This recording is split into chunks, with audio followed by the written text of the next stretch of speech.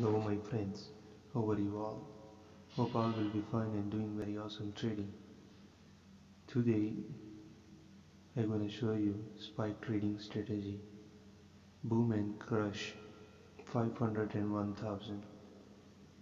As you are looking on my chart, that spike trading strategy already set up. So first of all I will delete this strategy and I will set up again and show you how it's worked.